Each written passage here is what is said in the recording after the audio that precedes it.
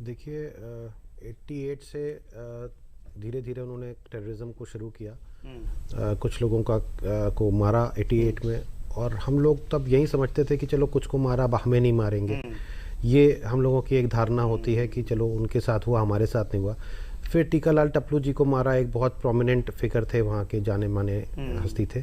उन्होंने ये भी कहा था कि अगर कोई किसी हिंदू को मारेगा तो सबसे पहले मुझे मारे जी। और उनको मार दिया गया। फिर धीरे धीरे होता ये गया कि ये घटना सिर्फ 14 सितंबर को उनको मारा गया। उसके बाद अक्टूबर, नवंबर, दिसंबर बहुत क्रिटिकल हो गया, और जनवरी में 19 जनवरी के दिन हम लोग जम्मू छोड़ के भागे और कश्मीर छोड़ के जम्मू आ गए थे। उस दौरान धीरे धीरे घटनाएं हुई, मस्जिदों से ऐलान होने लगे कि रलिव सलिव गलिव, मतलब या तो आप हमारे साथ मिल जाओ, इस्लामिक हो जाओ, या आप लोग भाग जाओ या मर जाओ। और हम लोगों के लिए जीना बहुत मुश्किल हो गया था, बहुत पैथेटिक टाइम था। पुलिस हमारे साथ देती नहीं थी। बिल्कुल। आर्मी को इस समय की कुछ कमज़ोर सरकार थी वीपी सिंह साहब की, जिसकी वजह से आर्मी हमारे साथ कुछ बहुत हेल्पफुल नहीं रही। आखिरी में जब हमारे जगमोहन जी गवर्नर बन के आए, तो उन्होंने जिस दिन आए उसके बाद ही उन्होंने हम लोगों को एग्जिट कराया श्रीनगर से।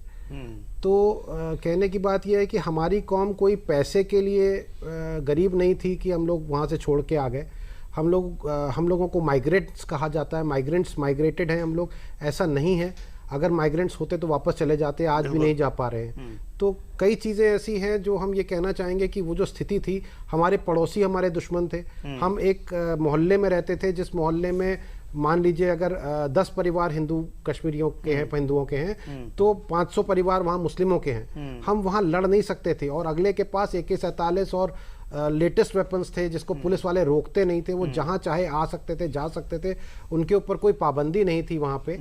और ये पिक्चर में आप देखेंगे, कश्मीर फाइल्स में भी यही सच्चाई दिखाई गई है कि कैसे पुलिस वालों के सामने अगला आदमी आता है, गोली चलाता है, भाग जाता है, पुलिस वाले जवाब नहीं देते।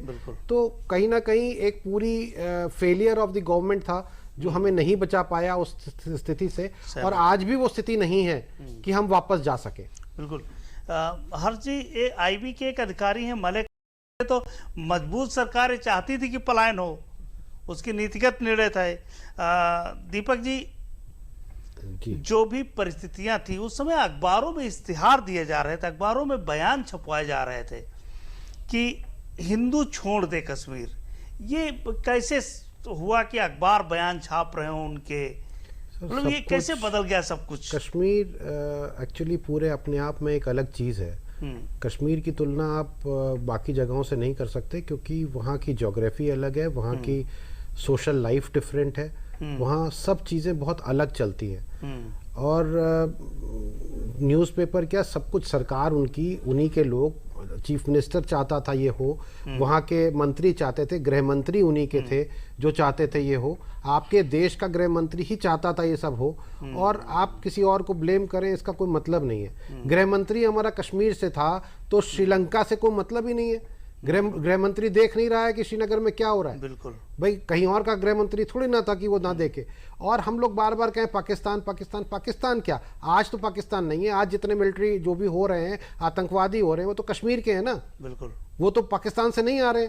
आज तो कोई बॉर्डर फेंसिंग भी है, सब कुछ है, आज कोई पार नहीं कर रहा है, लेकिन आज तो कश्मीर में ही है ना। और आपने वहां पे उनको पनपाया है, उगाया है, फसल बनाई है। अभी मैं कश्मीर गया था सितंबर में, लास्ट अक्टूबर में कई लोग मारे गए। मेरे बस लौटने के बाद ही मैंने देखा कई सारी हत्याएं वहां पे हुई हैं कश्मीरी हिंदुओं की, पंडितों की। तो कहने की बात यह है कि आज भी सेफ नहीं है कश्मीर। आज भी हम कोई पैसा नहीं मांग रहे, जगह नहीं मांग रहे, आप सेफ्टी सिक्योरिटी नहीं दे पाए, आज भी नहीं दे पाए। ये भी एक बहुत बड़ा सवाल है कि आप हमें नहीं दे पाते हो सिक्योरिटी, और आप बार बार पाकिस्तान के नाम पे ना बिल फाड़ो। आप ये बताओ कि अच्छा, मुझे एक चीज और जाननी है कि आज भी उनके पास हथियार कहां से आ रहे हैं? आज भी इतने सालों से, 32 सालों के बाद भी उनके पास इतने अत्याधुनिक हथियार कहां से आ रहे हैं? RDX कहां से आ रहा है? पिछली बार जो पुलवामा की घटना हुई, इतना RDX कहां से आ रहा है उनके पास?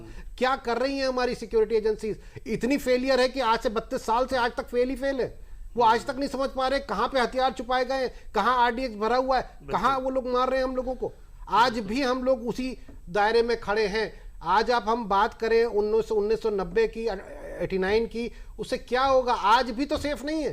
हम 32 साल बाद भी वहीं पे खड़े हैं जहां उस दिन खड़े थे। आज भी आप नहीं जा सकते हो वहां पे।